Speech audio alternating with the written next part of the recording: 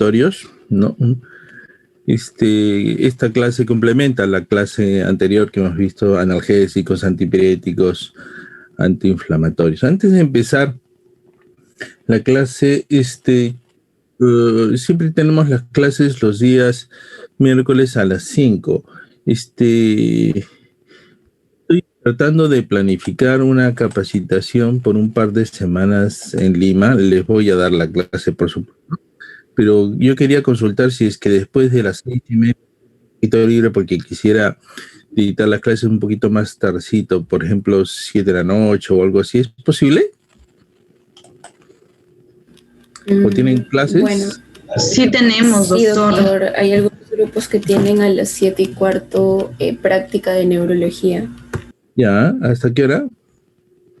Práctica. Hasta las 8:45. De 7:15 a 8:45. Casi hasta las 9, ¿no? Ya, y ya después de las 9, ya 1 hora y media es muy tarde, ¿o...? ¿Sí? No, pero hay pasitos también. Ya.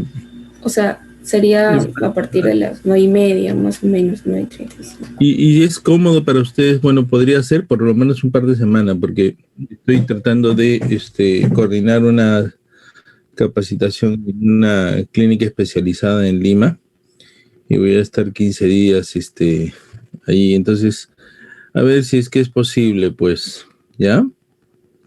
Doctor, ¿y en las mañanas? Quizás... Sí, el problema es de que justamente voy a estar 2 semanas en Lima en una clínica a partir de las 7 de la mañana, y debo de estar, yo supongo, hasta las 6 de la tarde, más o menos, ¿no? Entonces, mientras que llego desde Miraflores hasta mi casa, que queda en San Miguel, son por lo menos 30 minutos, pues voy en carro, ¿no? Entonces, si es que están ustedes sí, pues, están ocupados. Ya, claro, sería a partir de las 9, pero ya es abusar mucho de su confianza, pero no sé si pueden hacer ustedes el sacrificio por lo menos por un par de semanitas. ¿Es posible? Pónganse de acuerdo, pues a ver, traten de darme una mano. Sí, doctor, y el post-TED doctor, disculpe, ¿y el post-TED sería que 11:30 cuando acabes la clase con usted o como? El post-test, mire, el post-test igualito ahora tiene un post-test, pero el post-test en realidad es una formalidad, ¿no? Porque no está contemplado dentro de la calificación del curso. La calificación del curso es 2 exámenes parciales y punto, no tiene otra nota, ¿no? Ahora ustedes de repente, claro, ¿cuál es la finalidad? ¿Cuál es y por qué razón yo les hago las preguntas? Porque de alguna forma es prepararlos para el examen, por lo menos tienen una idea de lo que se va a preguntar. Que en términos generales no les voy a preguntar las mismas preguntas, pero sí para que sepan más o menos qué cosas pregunto, pues, ¿no? ¿Sí? Entonces, el que desarrolla las preguntas y toma apunte, por lo menos va a ir haciendo un banquito de terapéutica, ¿no les parece? Peor es de que no les tome nada y después cuando le llega el examen los agarro fríos, ¿no? No, doctor, yo voy al hecho de que en esas semanas, si es que se hacen las clases en la noche, por ejemplo, que empiece 9:30 a 11 y tantos, ¿el pasito sería 11:45 o 12 o como? No, generalmente yo les tomo el post-test ahí nomás terminando, 10 minutos antes. Sí, en realidad dicen que son 5 preguntas y debe durar 8 minutos, ¿no? Yo le doy 5 porque en realidad son preguntas de memoria para marcar. Además, yo he visto las notas y en términos generales van bien. Pero como les decía, el post-test es más una verificación de que están atendiendo, ¿no? ¿Sí? Además, verdad que les convendría que hiciera más preguntas, ¿no? No sé, mi idea. Lo que pasa es que el punto de vista de un profesor no es el mismo punto de vista del alumno. Yo pienso darles cosas como para ir preparándolos para el examen, y ustedes, la política es mientras menos mejor. Entonces, no se ofendan, ¿no? Pero más o menos es así, ¿no? Salvo que alguien piense diferente. Bueno, chicos, ¿ya cuántos somos? 62. ¿Ya casi estamos todos? La mayoría. Sí, la gran mayoría. Bueno, vamos a empezar, pues, ¿no? AINES antiinflamatorios, básicamente no esteroideos, aunque vamos a hablar algo de otras cosas, ¿no? Y tiene que ver básicamente con la inflamación. En la clase pasada hemos visto analgésicos y dentro de esos analgésicos también los antipiréticos como el paracetamol, que es un excelente analgésico y un buen antipirético, ¿no? Tiene que ver el dolor con la inflamación, tiene que ver la fiebre también, y este asunto de la inflamación. Un ejemplo que para quienes me siguen por mi Facebook es el típico caso del COVID, que uno no es muy fácil de entender la fisiopatología del COVID, que tenemos una clase especial para ello, pero el virus entra y a ver un ratito, déjenme admitir al papacito. Ay, ya, invitado. ¿Por qué no ponen su nombre? Bien, ok, en realidad el virus del COVID entra al organismo, es captado por las células epiteliales de los alvéolos y como cualquier otro virus es captado por las células, por los polimorfos nucleares, por los macrófagos, y después de ahí se desencadena todo un fenómeno que desencadena en la producción de reactantes de fase aguda, dentro de ellos las citoquinas, ¿no? O citoninas. Y estos de acá son los causantes de la fiebre, de cuenta. ¿Y la intención de la fiebre cuál es? ¿Alguien sabe? ¿Para qué se produce la fiebre en una infección viral?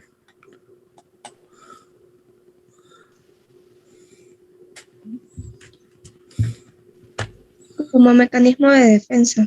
Claro, pero Eliminar al patógeno. Claro, exacto, ¿qué intenta hacer el organismo? Atenuar al patógeno.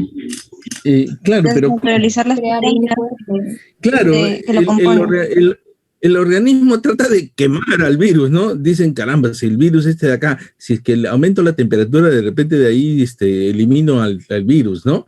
Entonces, lo que intenta es elevar la temperatura para matar al virus, aumentando la temperatura. No todos los virus se mueren, pues, así, ¿no? Tendríamos que elevar demasiado la temperatura, pero más o menos esa es un poquito la idea, ¿no? Entonces, la fiebre se produce así. Entonces, el problema con la mayoría de pacientes que tienen COVID hacen fiebre, hacen dolor de garganta, cefalea, ¿no? Todas estas situaciones, ¿no? Pero existen, usted sabe, un grupo de pacientes que hacen mucho más. ¿Qué porcentaje de pacientes hacen mucho más en COVID? ¿Saben? ¿Los varones? No, bueno, los varones, pero ¿qué porcentaje de pacientes que son infectados por COVID hacen mal la enfermedad, digamos? Más o menos el 10%. Más o menos un 20% hacen cuadros un poquito más severos, ¿no? ¿Sí? ¿Y qué es lo que pasa en ellos? Hay una respuesta exagerada. Exacto. Mario, tormenta ¿no? de citoquinas. Exacto, una tormenta de citoquinas, es decir, pucha, que el organismo empieza a fabricar citoquinas en forma exagerada, reactantes de fase aguda, y esto de acá, ¿qué es lo que produce? Produce daño a nivel de las células del pulmón, producen gran cefalea, dolor, daño hepático, daño renal, etcétera. Pero una de las cosas que produce es desencadena una cascada de coagulación. En términos generales, el paciente la sangre empieza a coagularse, y entonces, sobre todo, empieza a coagularse dentro de la circulación pulmonar, también sistémica, y entonces lo que uno ve en las radiografías más que neumonía, que sí produce neumonía, porque la neumonía es la afectación de los alvéolos, ¿de acuerdo? Pero no, esa traducción que se ve en la tomografía es coagulación dentro de los vasos pulmonares, ¿no? Entonces, miren, esa respuesta exagerada es la que va a provocar digamos, esta inflamación. ¿De acuerdo? Entonces, algo que deben ustedes de revisar, hoy en día ser médico implica analizar los aspectos de inflamación. Casi la gran mayoría que nos afecta, enfermedades que nos afectan, producen inflamación. Esta chica que ha pedido eutanasia, Ana Estrada, creo, ¿no? Tiene una enfermedad que a la larga es un proceso inflamatorio, ¿no? Entonces, miren cómo la lleva a todo esto, a esta situación. El COVID a la larga es una enfermedad viral que la mayoría lo pasa muy bien, pero cuando mata, mata por inflamación. Y así todas las enfermedades, ¿no? Entonces es importante el estudio de la inflamación. Hoy en día, además, dentro de los fármacos que producen, que son mayormente usados y traen más problemas, y de lejos, ¿no? De lejos están también los analgésicos, los antiinflamatorios, están de lejos dentro de las enfermedades, dentro de los medicamentos que mayor usan, ¿no? Y miren, etiología de las nefropatías intersticiales, dentro de ellos, bueno, antibióticos, y están los antiinflamatorios no esteroideos, ¿no? Para que vean los problemas. Uno de los grandes problemas que causan los analgésicos y antiinflamatorios es nefropatía por antiinflamatorios, ¿ya? Y ya les decía, ¿cuál de los analgésicos produce daño hepático en relación a la dosis y al uso? El paracetamol. El paracetamol, ¿no? Claro, pero y en todo caso los AINES, más que muchas cosas, produce daño renal. Primeros grupos de medicamentos usados en automedicación. Miren, dentro de la automedicación están los antigripales, están los analgésicos. Dentro de los antigripales están dentro de su composición el paracetamol y también el ibuprofeno y todas esas cosas, ¿no? Y entonces los analgésicos están en los grupos de mayor consumo, ¿no? ¿De acuerdo? Después vienen algunos digestivos, los tratamientos para la piel, las vitaminas y minerales. Dentro de ellos los más que pueden causar más problemas indudablemente están los analgésicos y los antiinflamatorios, ¿no? Los tratamientos para la piel, siempre y cuando tengan corticoides por uso muy crónico, pueden dañar la piel, ¿no? Dentro de los digestivos, sí, hay algunos. Dentro de las vitaminas, ¿qué vitaminas pueden causar daños o efectos? ¿Saben? ¿Examen? ¿Cómo era la pregunta? No la entendí. Que dentro de las vitaminas, ¿qué vitaminas pueden causar problemas de intoxicación?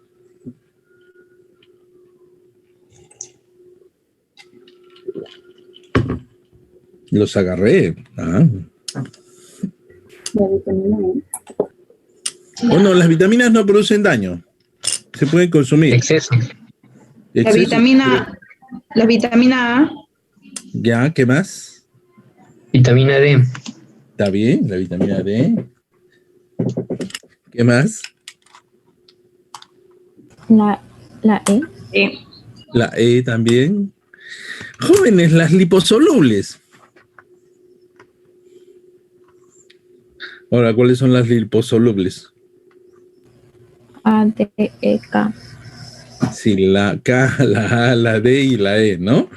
De acuerdo, muy bien. Hoy en día se está indicando vitamina D para el COVID, ¿no? Entonces también puede haber sobredosis de vitamina D, ¿no? Muy bien, sigamos. Ven, acá también la automedicación en el mundo, los analgésicos, los medicamentos para la constipación y la tos, ¿no? Etcétera, miren, van a la cabeza en todas partes, ¿de acuerdo? Muchos analgésicos son de venta libre, pues, ¿no? Miren, los analgésicos con los AINES son los que más se venden, ¿no? Y igualito, ¿no? Ya, la cantidad de número de medicamentos tomados simultáneamente, analgésicos y antiinflamatorios. Hoy en día, tener dolor es un pecado, hay que combatirlo, ¿no? El gran problema es de que la cantidad, existen muchos pacientes de que están en las en unidades de hemodiálisis y no saben, perdieron los riñones y nunca supieron por qué perdieron los riñones, ¿no? Y la respuesta es el consumo crónico de analgésicos. Muy bien, ya lo habíamos dicho, ¿no? Cuando existe una lesión, una agresión, que puede ser un trauma, puede ser en este caso el virus, etcétera. Cuando es trauma van las plaquetas, los mastocitos, los neutrófilos polimorfos nucleares, estos son fagocitados, aparecen los macrófagos, ¿no? Y con los macrófagos viene la liberación de las citoquinas, ¿no? Y estas citoquinas indican la ruta al lugar de la lesión, inician la reparación del tejido, pero se modula la secreción de citoquinas, ¿no? Puede ser de carácter normal, ¿no? Ahora lo vamos a hacer. A ver, la inflamación aguda y crónica se asocia a un sinnúmero de enfermedades en medicina. Además, la inflamación se asocia casi siempre a dolor, ¿no? Y el uso de antiinflamatorios no esteroideos y los corticoides, ya lo hemos dicho, tienen un amplio uso en la práctica cotidiana. Yo les decía que lo primero que tienen que aprender a recetar es agua y electrolitos. Lo segundo, justamente, es analgésicos y antiinflamatorios porque son los que más se usan, que también es lo que más requieren. Han visto casi todos han visto la cantidad de medicación que se está dando por COVID, ¿no? Dentro de esa medicación están corticoides, que son antiinflamatorios muy potentes, ¿no? Corticoides, antibióticos, analgésicos, heparina, que justamente la enoxaparina lo que intenta hacer en el COVID es evitar la coagulación intravascular, ¿ven? Entonces, como vamos viendo esa cantidad enorme de medicamentos, y son características de la inflamación los signos de Celso: dolor, rubor, calor y tumor. Birkhoff, que el padre de la patología, agregó un quinto signo a esto del dolor, que es la función lesa, ¿no? O sea, la pérdida de la función, la limitación de la función. Aquí podemos ver los signos típicos de inflamación: calor, dolor, rubor, tumor y probablemente limitación de la función, ¿no? ¿De acuerdo? Entonces, esos son los signos característicos que se produce. Ahora, el control de la inflamación, como hemos dicho, los mastocitos deben de tener una regulación. Y entonces existen algunas sustancias que van a limitar o van a controlar, bajar la inflamación. Dentro de ellos, el aspecto de la inhibición, tenemos la interleuquina 10 que ayuda a controlar la inflamación, ¿no? Y las que activan o proinflamatorias tenemos la interleuquina 1, el factor de necrosis tumoral alfa que producen inflamación, ¿no? Entonces, tiene que haber un equilibrio entre aquellas citoquinas antiinflamatorias y las proinflamatorias, ¿no? ¿De acuerdo? Hemos visto también, bueno, dentro de los aspectos de inflamación, los fosfolípidos de la membrana celular tiene mucho que ver. Recordemos de que las células humanas es una membrana fosfolipídica, ¿no? como el sándwich, ¿no? ¿Ya? Proteínas, fosfolípidos, proteínas, y el tejido dañado produce o desarrolla la producción de fosfolipasa A2, ¿no? Que tiene que ver con la formación del ácido araquidónico. Este ácido araquidónico que tiene que ver mucho con los aspectos de la inflamación y por la vía de la ciclooxigenasa, son los causantes de la producción de las prostaglandinas, las prostaciclinas, el tromboxano y los leucotrienos, que todos estos son indudablemente mediadores inflamatorios. Los antiinflamatorios, ¿no? Hay los inhibidores de la ciclooxigenasa 2 y los inhibidores de la ciclooxigenasa 1, ¿no? Dentro de esto los AINES antiguos y mucho más reciente los inhibidores de la ciclooxigenasa 2. Y esto tiene que ver con que la ciclooxigenasa de tipo 1, ¿no? También estimula las células de la mucosa en el estómago, en el intestino, en el riñón y tiene acción sobre las plaquetas, ¿no? Entonces, toda esta ruta de acá. Cuando uno da inhibidores de la ciclooxigenasa 1, deja que esta ciclooxigenasa estimule las células del estómago, intestino, produce daño intestinal, produce daño en el estómago, produce daño renal y puede producir antiagregación plaquetaria, ¿no? ¿Ya? Los AINES de tipo ¿cómo se llama? Que no son selectivos. Y en cambio la ciclooxigenasa 2 no tiene esta acción y básicamente producen inflamación. La ciclooxigenasa produce inflamación, dolor, fiebre, proliferación celular, riñón y daño sobre el sistema nervioso central. Es por eso de que con la aparición de los inhibidores de la ciclooxigenasa 2 se logra tener una mejor acción antiinflamatoria sin tener acción sobre estos órganos blancos, ¿de acuerdo? El proceso inflamatorio es un proceso que, como les decía, hay que estudiarlo, vale la pena estudiarlo últimamente, más todavía pensando en cómo funciona. Ustedes dirán, pero ¿por qué razón tantas medicinas es necesario utilizar en un paciente que está en una unidad de cuidados intensivos con COVID, ¿no? Y ninguno es un antiviral. En realidad los antivirales que se están probando para el COVID son muy pocos y su uso no es muy...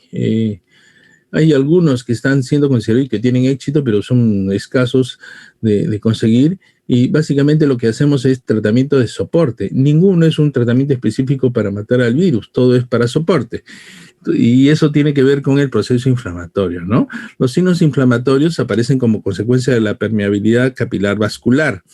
Hemos visto nosotros en las clases introductorias del agua, ¿no? Cómo se establece un balance entre el intracelular, el intersticial y el vascular, ¿no? Entonces, cuando aumenta la permeabilidad vascular, se produce edema.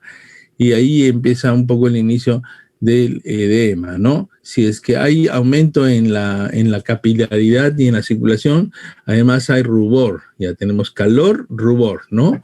Calor, rubor, tumor, ¿ya? Y aumento de la receptividad hística de los leucocitos, fenómenos que dan lugar al acúmulo de células inflamatorias en el lugar de la lesión. Y las principales células pues involucradas ya lo hemos visto, los polimorfos nucleares, los neutrófilos, los macrófagos, hay linfocitos, basófilos, ocasiones eosinófilos, ¿no? Vamos a ver la próxima clase, vamos a ver el papel de los eosinófilos cuando veamos las respuestas de reacciones adversas a medicamentos y angioedema y anafilaxia, ¿no? Y las respuestas inflamatorias son producidas y reguladas por una amplia gama de mediadores inflamatorios que ya hemos visto, ¿no? Dentro de ellos las histaminas, las cianinas o quininas o las tormentas de citoquinas, ¿no? La bradiquinina, los neuropéptidos, sustancia P, que tiene que ver con el dolor, las citoninas o citoquinas, las interleuquinas y los derivados del ácido araquidónico como es los eicosanoides, ¿no? Entonces, todos estos son mediadores, pues, inflamatorios, ¿no? Los metabolitos del ácido araquidónico, los eicosanoides, ¿no? Y se encuentran pues involucradas en la mayoría de las reacciones inflamatorias, ¿no? Y parte de esos antiinflamatorios se basan en manipular la biosíntesis de justamente estos productos, ¿no? Y dentro de estos eicosanoides, ¿no? Se derivan de los ácidos grasos poliinsaturados derivados del ácido araquidónico, ¿no? Si vemos, a veces siempre satanizamos el colesterol y las grasas, pero en realidad, pues, hoy en día ya no se proscriben ya una dieta totalmente exenta de esto de acá, puesto que de cuenta nuestro cerebro, en resumen, nuestro cerebro es básicamente grasa, ¿no? ¿De acuerdo? El desarrollo del cerebro de un niño tiene que ver mucho con el metabolismo graso. Un segundito. Vamos a apagar este celular.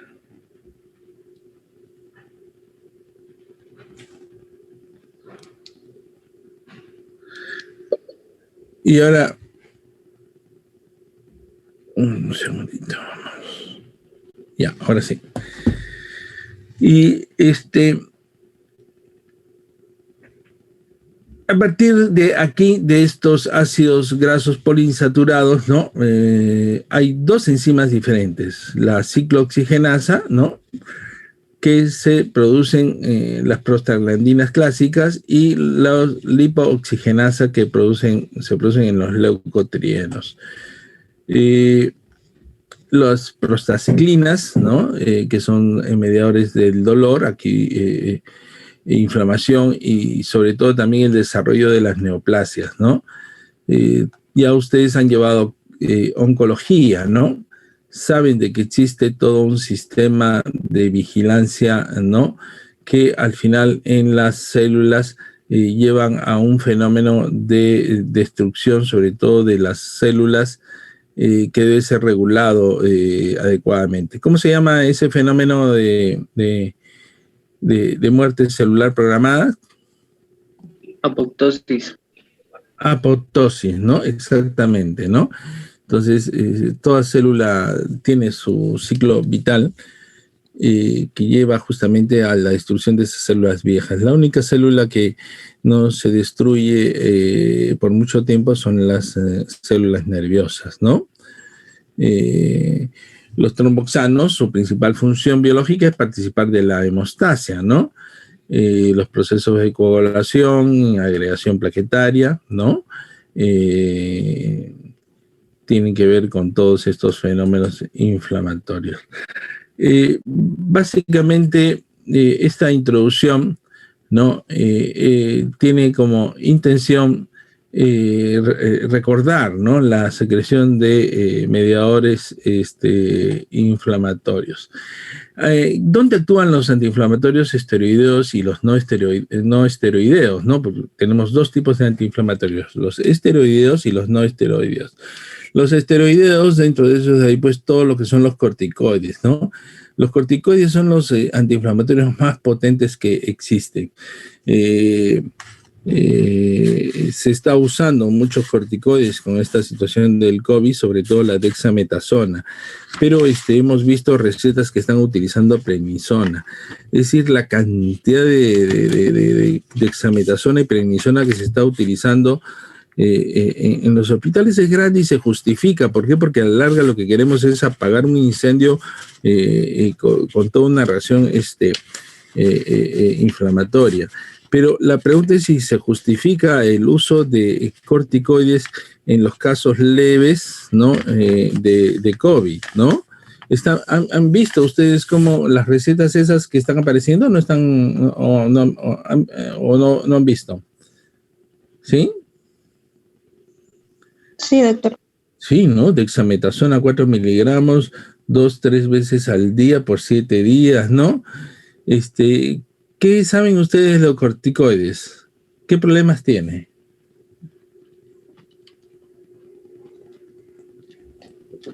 El efecto secundario puede producir síndrome de Cushing. Claro, pero eso está bien, pero eso produce síndrome de Cushing con el uso crónico, ¿de acuerdo? Sí. En el caso del COVID, bueno, no creo que tome pues 2 meses o ya ponle un mes como para que le dé un Cushing, que está bien tu respuesta, por supuesto, pero ¿qué problemas más agudos da? Produce inmunosupresión. ¿Perdón? Daisy. Produce inmunosupresión. Claro, produce uno inmunosupresión, ¿no es cierto? ¿Por qué? Porque al ser antiinflamatorio, todas esas células que hemos visto, sobre todo los aspectos de migración, disminuye. La producción de reactantes de fase aguda disminuye. Todos los leucotrienos y toda la ruta del ácido araquidónico, todo eso de ahí va a inhibirse, ¿no? O sea, disminuye nuestra capacidad en términos generales de respuesta. Pero ¿qué otros efectos colaterales puede tener el uso de corticoides? Úlceras pépticas. Úlceras, sí, efectivamente, ¿no? Sangrado, sí. Sí. ¿Otro? Insuficiencia renal. Hiperglicemia. Hiperglicemia, exactamente, hiperglicemia. Hay que tener cuidado con los pacientes diabéticos. ¿Y con los hipertensos qué pasa? Retención de agua. Elevación de la presión, exactamente, retención de líquidos, ¿no? Entonces, ¿es un medicamento que nos podemos automedicar con un corticoides?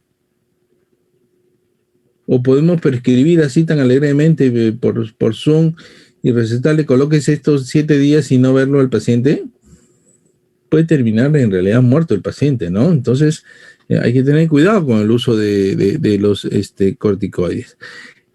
Dejemos de lado, por un lado, los corticoides, porque la clase es sobre los antiinflamatorios no esteroideos, ¿no?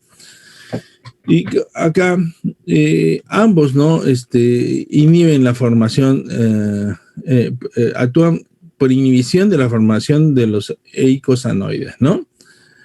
Los fármacos antirreumáticos modifican el curso de la enfermedad, ¿no? Y los que se usan para tratar sobre todo la gota.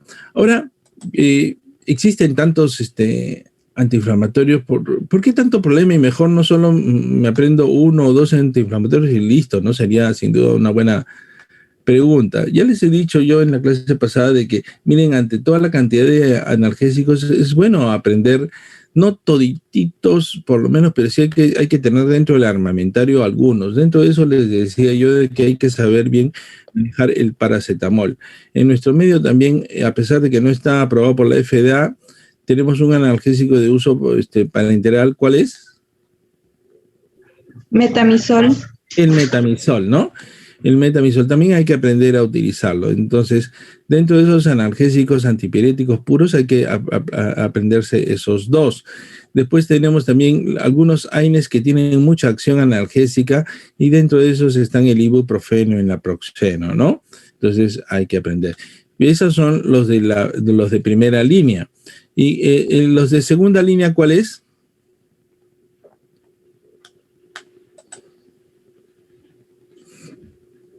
¿Ya se olvidaron?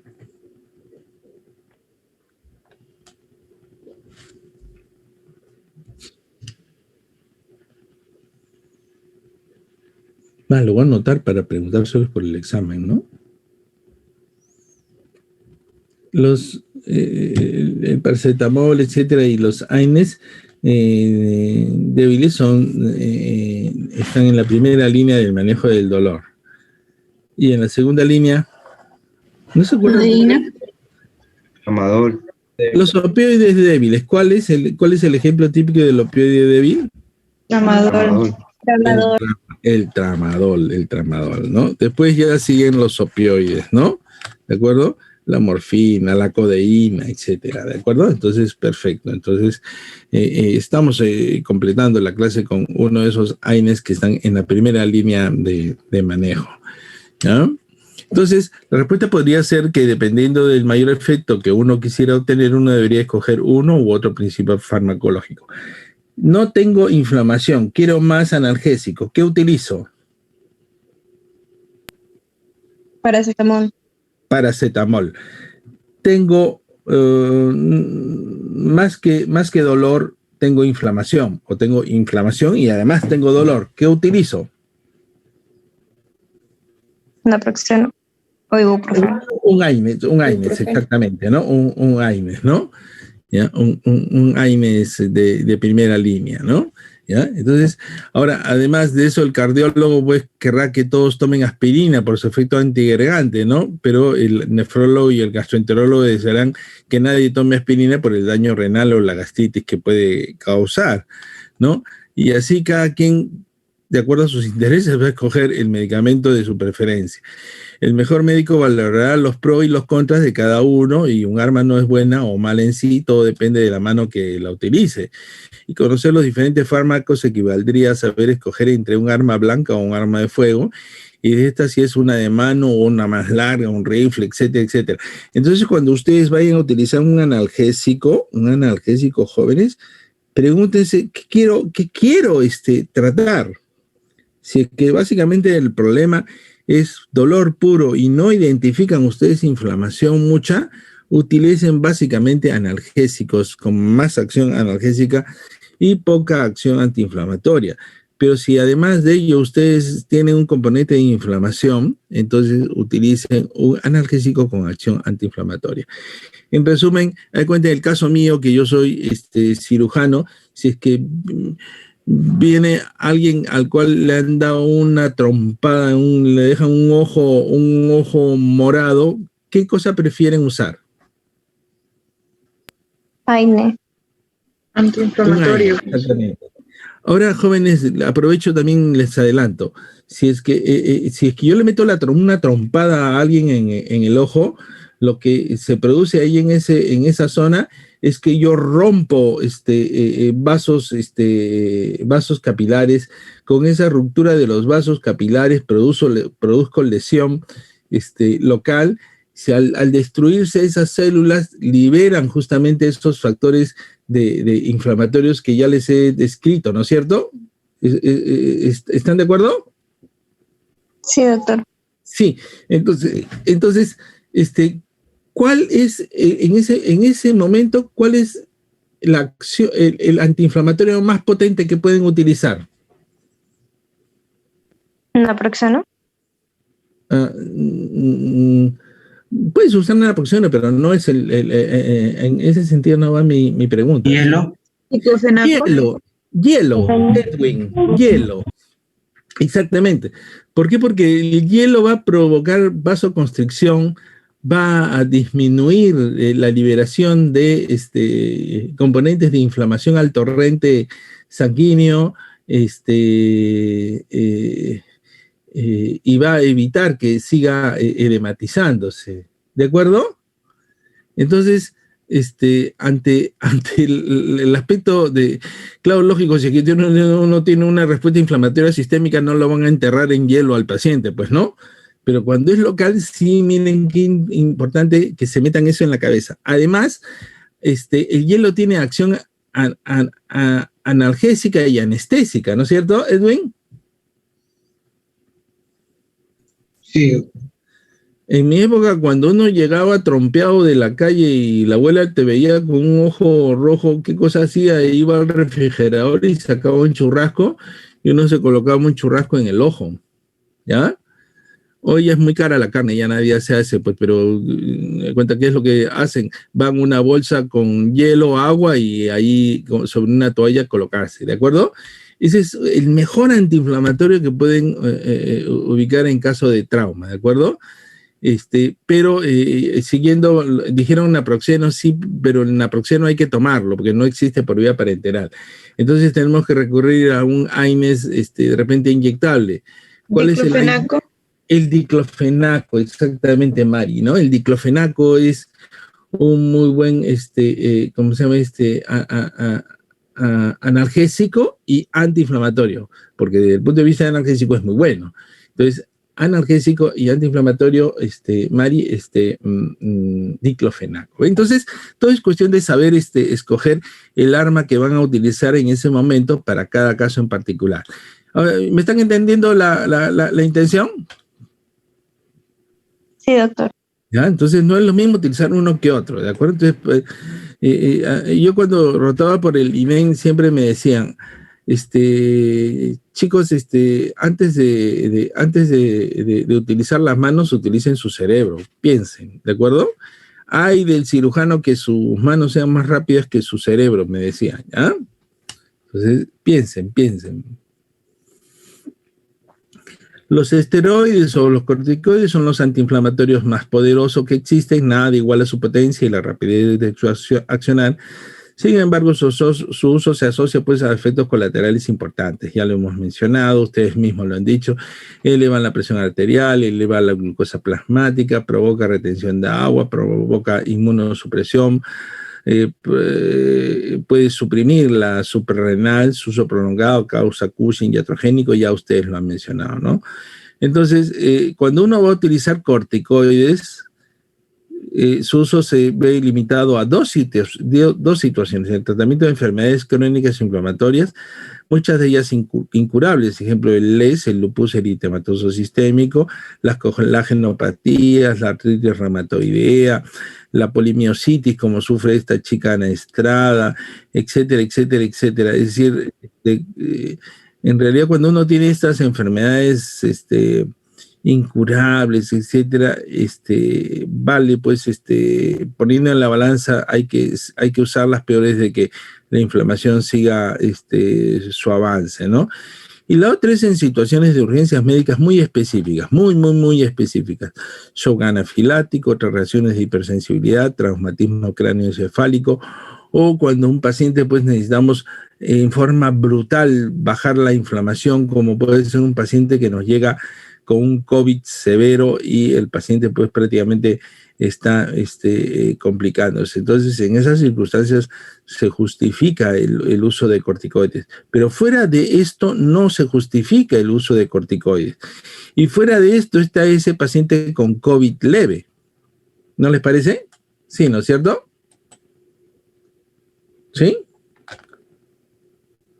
Ya muchos han tenido COVID en su familia y estoy seguro de que para muchos les han dado dexametasona o prednisona.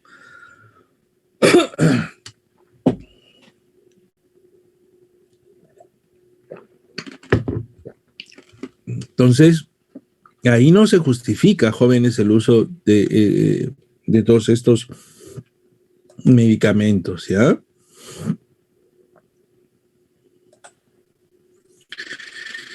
De los AINES, hay unos con mayor acción analgésica y antipirética y otros con mayor acción antiinflamatoria. Unos con mayor efecto gastrolesivo o con mayor daño renal vascular, como son los COPS-1, y otros menos lesivos, como son los COPS-2. Hoy en día los antiinflamatorios los dividimos justamente en COPS-1 y COPS-2, ¿de acuerdo?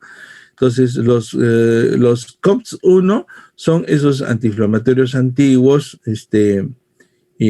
por ser antiguos no son menos útiles, por si acaso, ¿no? Pero que además de inflamación producen daño al estómago y también producen mayor daño renal. Entonces, si es que tiene mayor efecto gastrolesivo y además produce daño renal, pero sin embargo tienen una muy buena potencia antiinflamatoria, ¿en qué situaciones se deben de usar? ¿Con protector gástrico? Ya, pero ¿en qué situaciones las debes de usar? ¿Sí? ¿En cuadros agudos o crónicos? Agudos. Agudos, exactamente. Cuando quieres una acción aguda y por corto tiempo, ¿de acuerdo? Métanse eso de ahí. Bien metido. Y en cambio, los COPS-2 producen menos daño gástrico y menor daño renal, aunque no están exentos, pues deben de ser utilizados en forma más crónica. ¿Entienden? Hasta ahí se entiende. Pero, jóvenes, hay un lado oscuro de estos COPS-2, por si acaso. ¿De acuerdo? Hay un lado oscuro que lo vamos a ver luego a medida que vamos avanzando. Pero, entonces, dentro de estos COPS-1 ya tenemos lo que ya hemos mencionado, el ibuprofeno, el naproxeno, el diclofenaco, ¿de acuerdo? Todos estos medicamentos muy buenos tienen que procurar utilizarse a buena dosis, bien utilizado y por corto tiempo. ¿Ya? Por corto tiempo. Ese es lo importante que quede señalado. La ciclooxigenada, que es el COX, es la enzima clave en la síntesis de las prostaglandinas, ¿no? A través de la oxidación del ácido araquidónico. Y las prostaglandinas realizan tanto funciones relacionadas con la homeostasis de diversos órganos como con el dolor, la inflamación y el desarrollo de las neoplasias. Qué interesante, ¿no? Esto del desarrollo de las neoplasias. Hay trabajos en el cual pacientes que consumen ibuprofeno en forma un poco crónica tienen menos probabilidad de desarrollar cáncer de colon, ¿no? Que es un datito anecdótico, ¿ya? Entonces, para que vean que también hay una teoría del desarrollo de neoplasias que es justamente la teoría de inflamación crónica, ¿de acuerdo?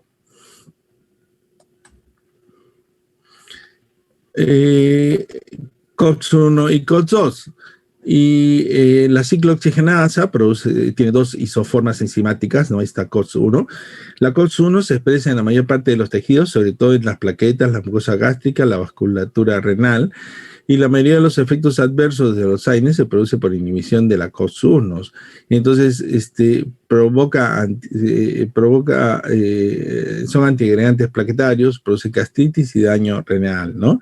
Ahora, el efecto indeseable de ser antiagregante plaquetario se usa también como, efecto cardioprotector en enfermedades coronarias. Por eso se utiliza la aspirina, que es un COX-1, como antiagregante plaquetario, ¿no? Hoy se sabe que previene no el primer episodio, sino los segundos episodios de infarto, ¿ya? Para los cirujanos es un problema, puesto que los pacientes que están tomando aspirina tenemos que suspender los 7 días la aspirina para que no vayan a tener un sangrado excesivo durante las cirugías, ¿de acuerdo? El COP2, ¿no? Que inducida en los lugares en los que existe inflamación, producen prostanoides, ¿no? Que están implicados en la respuesta inflamatoria. Y los efectos analgésicos y antipiréticos de los AINES son debidos en gran parte por la inhibición de la COX-2. Sus efectos antiagregantes plaquetarios, ¿no? Son menores, ¿no? Así como la gastrolesividad y el daño vascular renal mucho menor que los COX-1. En resumen, los COX-1 producen gastritis, daño renal vascular, antiagregantes plaquetarios, y el COX-2, menor daño renal vascular y daño sobre la mucosa gástrica, menor acción antiagregante plaquetaria. Hasta ahí se entiende todo, ¿no es cierto? Pero estadísticamente, algo que está en forma muy controversial es de que han aparecido casos de muerte súbita, sobre todo por problemas cardíacos con el uso de COX-2. Entonces, inclusive muchos de estos productos COX-2 fueron retirados del mercado, puesto que tenían relación con muertes súbitas por problemas cardíacos. Hace poco la vacuna de AstraZeneca fue retirada porque estaba relacionada con problemas de coagulación, ¿no? Y a menos mal se ha vuelto a retomar, puesto que se ha demostrado que parece que no hubiera una relación estadística importante. Pero siempre hay que tener cuidado con el uso de antiinflamatorios. También va con los COX-1. Hay que tener cuidado con el ibuprofeno, porque es ibuprofeno sódico. Si es que ustedes dan con antihipertensivos, el ibuprofeno que tiene sodio, aumenta la presión, ¿de acuerdo? Aumenta la presión. pero a veces no hay otro remedio más que utilizarlo, así que hay que por eso tener cuidado. Cuando uno utiliza estos medicamentos hay que controlar adecuadamente al paciente que toma antihipertensivos y además está utilizando ibuprofeno. En resumen, si es que su paciente es hipertenso, eviten utilizar ibuprofeno, ¿ya? Pues el naproxeno también es naproxeno sódico. El paracetamol no tiene tanta contraindicación con los antihipertensivos. Estos AINES actúan a través de la inhibición de la ciclooxigenasa, ya lo hemos repetido, seguida de inhibición de síntesis de prostaglandina, y ejercen 3 acciones clínicas fundamentales, que son la analgesia, la antiinflamación y la acción antipirética, ¿de acuerdo? Entonces, en resumen, todos estos productos, de alguna u otra forma, tienen un poco más de esto, otros un poquito más que lo otro. Dentro de los 2 recursos más importantes como antipirético, de lejos está el paracetamol y el ibuprofeno. El paracetamol y el ibuprofeno tienen muy buena acción antipirética. El diclofenaco también. La acción analgésica, efectos analgésicos en gran medida por efectos periféricos, ¿no? Inhibición en síntesis de prostaglandina en el lugar del dolor y la inflamación. Como les decía, el paracetamol no tiene tanta acción antiinflamatoria, así que si es que le meten un trompazo al ojo, el paracetamol le va a calmar el dolor, pero no va a evitar que se hinche, ¿de acuerdo? A diferencia del ibuprofeno o el naproxeno, que sí le va a calmar el dolor y va a evitar que se hinche. Las prostaglandinas no causan dolor directamente, pero se sensibilizan a las terminaciones nociceptivas de los nervios periféricos, ¿no? Y otros mediadores inflamatorios, como son bradiquinina, histamina, serotonina, ampliación de la señal dolorosa, ¿no? Y los AINES son más efectivos frente al dolor cuando existe un componente inflamatorio en el mismo. Por eso les decía, hay que ver bien esa pregunta que deben de hacerse. Por ejemplo, un dolor de cabeza, una cefalea, ¿qué utilizan? ¿Un analgésico, un AINES? ¿Qué utilizan? Analgésico. ¿Y por qué? Porque la cefalea, ¿qué lo produce? ¿Por qué duele la cabeza? Sobre todo la migraña. Una vasodilatación. Claro, la cefalea no es inflamatorio, básicamente es un fenómeno vascular, ¿no? ¿De acuerdo? Entonces, ¿perdón, Anthony? Eso depende porque hasta donde yo leí eran 3 tipos de cefalea: la tensional, la migraña y la cefalea de Horton. Ya, exactamente, ¿no? Pero básicamente ahí no hay mucho componente de inflamación, ¿no es cierto? Entonces, básicamente hay que utilizar analgésicos, ¿de acuerdo? Analgésicos. Y se asocian medicamentos que tienen acción vasoactiva, ¿no? Dentro de ellos la cafeína, ¿no? Dentro de ellos la cafeína. Entonces, en cambio, por ejemplo, en un cólico vesicular o en un cólico renal, ¿qué está pasando? Se impacta un cálculo en el urétero, se impacta un cálculo en la vesícula. ¿Hay inflamación o no hay inflamación? Sí, sí hay. Sí, hay mucha inflamación. Y es por eso que los analgésicos puros o los antiespasmódicos no son muy buenos para tratar este tipo de dolor. Y sin embargo, los AINES sí. Yo personal utilizo diclofenaco, ¿no? El diclofenaco va muy bien allí, ¿no? Porque tiene acción antiinflamatoria. Entonces, pregúntense siempre qué cosa están tratando, ¿ya? Y como dice, solo un pequeño componente analgésico de los AINES son consecuencia de su acción central por reducción de la síntesis de prostaglandina en el sistema nervioso central. Y, por ejemplo, el paracetamol, ¿no? El paracetamol actúa a nivel del sistema nervioso central, también y periférico, y es por eso que también baja la fiebre, porque tiene su acción a nivel central, ¿ya?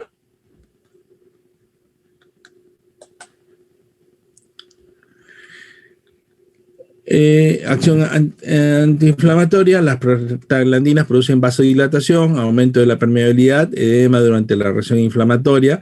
La inhibición de la síntesis de prostaglandina reducen estos componentes de la reacción.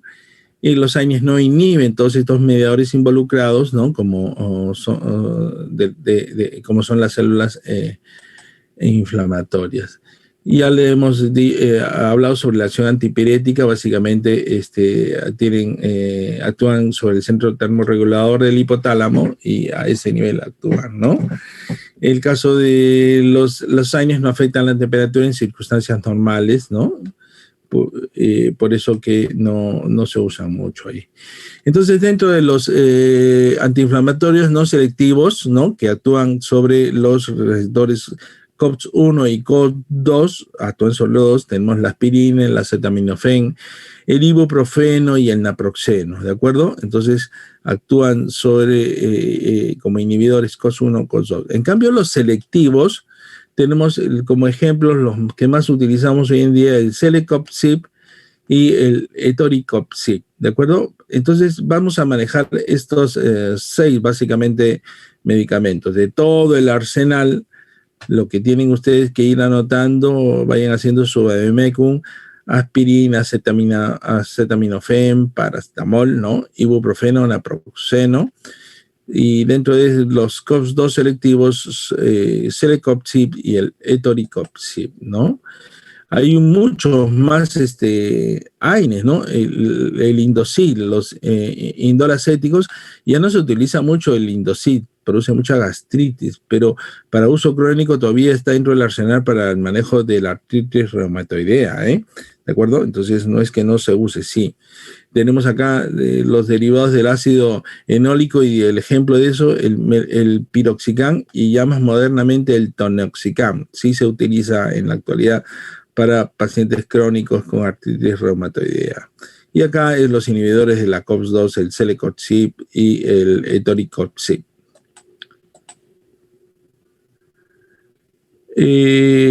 La clasificación de algunos AINES según la capacidad de inhibición de las isoformas de las oxigenasas.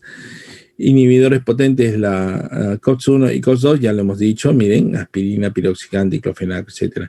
Los inhibidores débiles, el paracetamol, altamente selectivos COX-2, Celecoxib, Etoricoxib. Y el meloxicam, inhibidores de la COX-2 parcialmente selectivos. El meloxicam, que se utiliza también bastante en forma para problemas crónicos. Y los COPCIP, los inhibidores de la ciclooxigenasa, el nombre es COPCIP, básicamente al final lleva ese COPCIP. AINES, ¿no? Eficaces como el ácido acetil salicílico, pero con menores efectos secundarios. En términos generales, no tienen acción antiagregante, sobre todo el Etoricoxib, ¿ya? El Etoricoxib es 106 veces más selectivo que de la COX-2, un buen inhibidor de la COX-2, ¿ya? El Etoricoxib. Y producen, ya saben, menos daño gastrointestinal, riñones y plaquetas. Es por eso que esto de acá se puede utilizar con un poquito más tiempo, por el menor daño que producen. Pero no quiere decir que no produzcan. Hay que tener cuidado con el uso muy crónico. Además, ya les mencioné que está asociado, sobre todo los americanos, no sé por qué razón, los americanos no pueden utilizar metamizol, les pasa algo malo. Pues no sé también por qué razón se mueren cuando utilizan inhibidores de COX-2, les da infarto y muerte súbita, ¿no? Y hemos visto AINES para uso de manejo de dolor, ibuprofeno, naproxeno, diclofenaco, ketorolaco, ketoprofeno, desketoprofeno. Lo hemos visto en la clase anterior, ¿no? Y les decía, sobre todo, tenemos ketorolaco en el hospital, sí tenemos ketoprofeno de 100 para uso como muy buen analgésico y más modernamente el desketoprofeno. Esto es de la clase pasada, ¿de acuerdo? Revísenlo, ¿eh? Y el ibuprofeno, ya también lo hemos mencionado, la dosis habitual es 400 miligramos, vienen en tabletas de 400 miligramos, y se puede utilizar entre 200 y 400 cada 4 a 6 horas. Cuando hay que utilizar mucho tiempo, porque los efectos secundarios aparecen en relación a la dosis, cuando hay cuenta un paciente que está en una posta, se van ustedes a Corochochay, siempre van a encontrar ibuprofeno. En cualquier botica de cualquier pueblito van a encontrar ibuprofeno.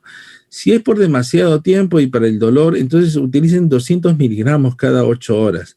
Hay veces con dosis bajas se logra controlar bastante bien la inflamación, ¿de acuerdo? Pero por mucho tiempo ya tengan cuidado, ¿ya? ¿Por qué? Porque a medida que ustedes van a utilizar 1 mes, 2 meses, etcétera, ahí sí van a empezar a dañar el riñón, ¿ya? Entonces, y no tengan miedo en utilizarlo en forma aguda, pero bien utilizado, ¿de acuerdo?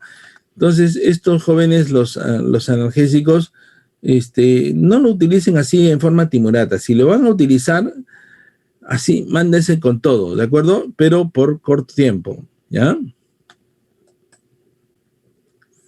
El naproxeno, ya les hemos hablado sobre el naproxeno, muy bueno.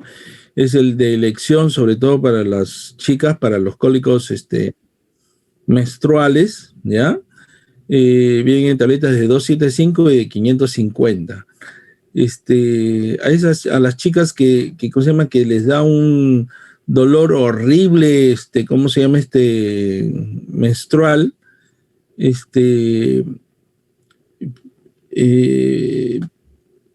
si es que, sobre todo, ya saben que previo a la regla, ya unos días antes empiezan el dolor, ¿no? Se puede utilizar inclusive hasta un gramo en una dosis y con eso pasa, pero hay que ver si es que uno sufre o no de gastritis. Si es que su estómago es fuerte, no le pasa nada, con 2 tabletitas de naproxeno, lo más probable es que les pase cualquier cólico menstrual. Si tienen duda, le agregan pues un omeprazol, ¿ya? Pero es el famoso Pomstam, pues, ¿no? Que se trabajó mucho como analgésico para las dismenorreas, ¿ya? ¿Ven? Mira acá, ¿no? Tratamiento de dismenorrea primaria en calambres menstruales. Entonces, el naproxeno, acuérdense del naproxeno, ¿no? Y actúan pues inhibiendo las prostaglandinas, ¿no? Aunque es un mecanismo desconocido, ¿no? Se une muy bien a la albúmina, porque tiene una vida más larga en sangre que otros analgésicos, llegando hasta 12 horas por dosis, ¿ya? El diclofenaco también hemos hablado, es un antiinflamatorio que posee muy buena actividad analgésica y también antipirética, ¿ya? Vienen en tabletitas de pila para uso oral de 50 y 100 miligramos, ampollas de 75, la dosis máxima 150 miligramos por día. Vamos a silenciar Estefanía. Ya. Bien, entonces diclofenaco, pregunta de examen, tabletas vienen de 50 y 100 miligramos, la más común es la de 50 y las ampollas de 75. Yo les decía que vienen también asociaciones. ¿Diclofenaco con qué? Diclofenaco con metamizol se asocia. Se asocia así para diclofenaco con metamizol para intramuscular y por vía oral. ¿Paracetamol? Con paracetamol, ¿no? Sí. Hay una asociación de 375 miligramos de paracetamol con 50 de diclofenaco. Es un muy buen analgésico antiinflamatorio. Lo usan mucho los odontólogos, ¿no? ¿Ya? Es el dolocordralán, el cordralán, ¿no? ¿Ya? El ketorolaco ya también le hemos hablado, es un buen AINES, ¿de acuerdo? El de 30 miligramos para uso endovenoso, ¿ya? Hay de 30 y 60. Hay que usarlo por corto tiempo, está asociado con sangrados gastrointestinales. Hemos hablado sobre el ketoprofeno, muy buena acción, esto ya lo hemos visto en la clase pasada. El Profenit, ¿no? Hoy en día, si es que uno quiere un analgésico muy bueno, tenemos el ketoprofeno y el dexketoprofeno. Ya esto lo hemos hablado. Cuando vayan a estar ustedes de guardia en una emergencia y viene un paciente con un dolor terrible, se van a ganar una estrellita dorada, ¿no? Si es que utilizan cualquiera de estos dos productos muy buenos, ¿de acuerdo? Siempre acuérdense proteger el estómago, ¿eh? Bien, vamos a pasar a esto ya es repetición, y aquí viene el Celecoxib, es el antiinflamatorio de moda de los traumatólogos, de los reumatólogos, y cuando uno quiere utilizar un AINES por un tiempo un poquito más larguito en esos pacientes que ya tienen osteoartrosis, problemas crónicos de dolor de cintura, etcétera, etcétera, ¿no? O dolores de hombro, dolores articulares crónicos, etcétera. Tenemos el Celecoxib y el Etoricoxib. El Celecoxib es más utilizado, es más barato, el famoso Caditar. Vienen en cápsulas de 200 miligramos, ¿ya? En los nombres comerciales del Celebrex y el Caditar. Como les decía yo, primero que es bueno, pero se le asocia a tener dentro de sus efectos secundarios casi 1/3 de riesgo de sufrir episodios vasculares como infartos de miocardio, accidentes cerebrovasculares, y también causar la muerte por complicaciones relacionadas. Pero esto de acá que está descrito en la literatura americana, yo no sé en realidad por qué razón a los peruanos no nos pasa nada de esto. Yo no he escuchado de un solo evento de estos acá. Deberíamos de cuenta con el metamizol, que está relacionado con aplasia medular. Yo nunca he visto un caso de aplasia medular relacionado con metamizol, ¿ya? Igual pasa con esto de acá. Entonces también se eleva en un 81% el riesgo de padecer problemas gastrointestinales como perforaciones, obstrucciones, hemorragias gastrointestinales, a algo que sin embargo es común en todos los AINES. Yo tampoco he visto sangrados por Celecoxib, y sí he visto sangrados por diclofenaco. Yo uso mucho diclofenaco, pero le tengo mucho miedo también al diclofenaco. Así que si yo le administro diclofenaco a un paciente, también le estoy administrando un inhibidor de bombas de protones, ¿de acuerdo? En la práctica pues se le indica mucho Celecoxib en pacientes que requieren alivio regular y a largo plazo del dolor, ¿ya? El alivio que le ofrece es muy similar al alivio del paracetamol, ¿no? Pero recuerden que el paracetamol no se puede utilizar más de una semana, ¿no? Por el problema de relación al daño hepático, ¿de acuerdo? Entonces, y el Celecoxib no tiene ese problema. Recordemos de que es menor el daño hepático, el daño sobre el estómago o sobre los riñones es menor, aunque no están exentos. En la dosis habitual, 200 miligramos una vez al día, se puede dar hasta 400 miligramos en 2 tomas. En ocasiones he visto que se da hasta en 3 tomas, ¿de acuerdo? Pero básicamente la dosis habitual de 200 a 400 miligramos por día. Tengan cuidado porque yo no sé por qué lo he visto utilizar a mayor dosis, ¿ya? Y el Etoricoxib, este es un ya analgésico, da más caro, pero ahora hay presentaciones un poco más cómodas. Está el Arcopsia, ¿no? Que creo que ya la están descontinuando, pero hay equivalentes, se llama Etoricoxib. Vienen en tabletas de 60, 120, 60, 90 y 120. Básicamente, y la ventaja es de que es una vez al día. A diferencia del Celecoxib, que se da 2 veces al día, el Etoricoxib se da una vez al día, ¿no?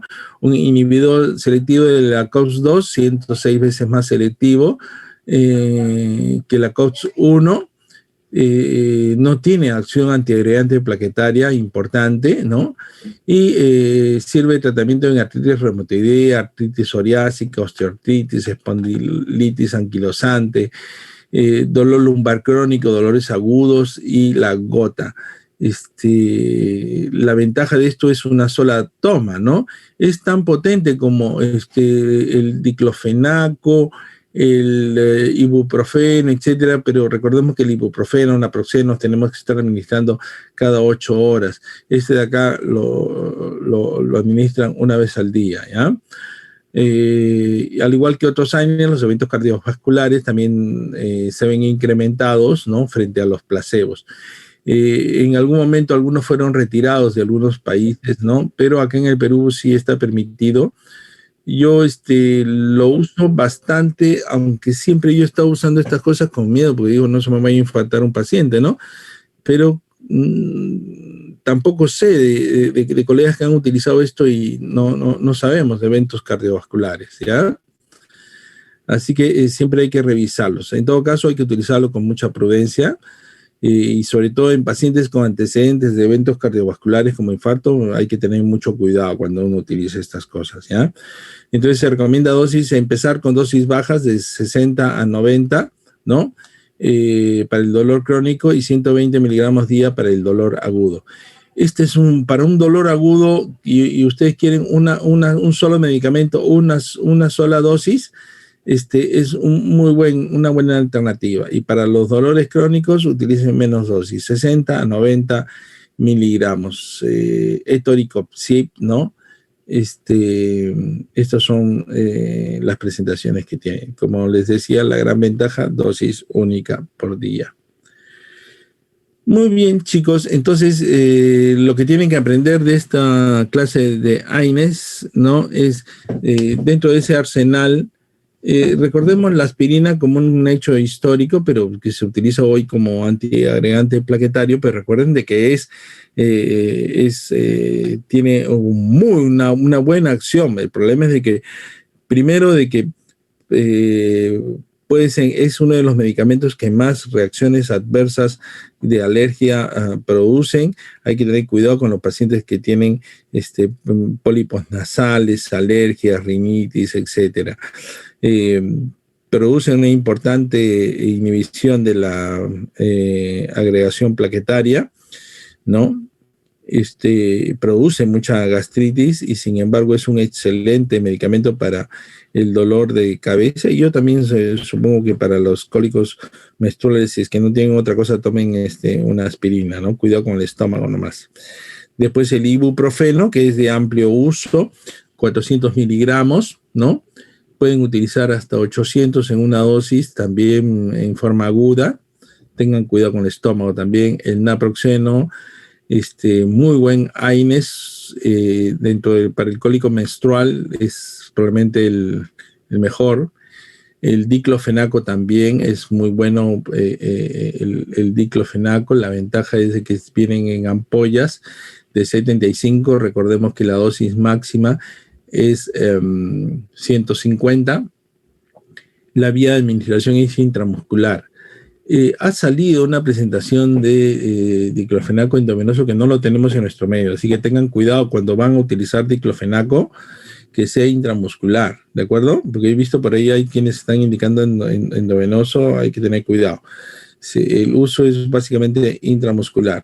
Yo indico diclofenaco con metamizol juntos en una ampolla intramuscular, pero hay que advertirle a la enfermera que aspire bien, porque la inyección accidental dentro de una arteria de diclofenaco, es decir, si ustedes inyectan intramuscular diclofenaco en una arteria, les va a producir una escara necrótica en la nalga enorme, ¿de acuerdo?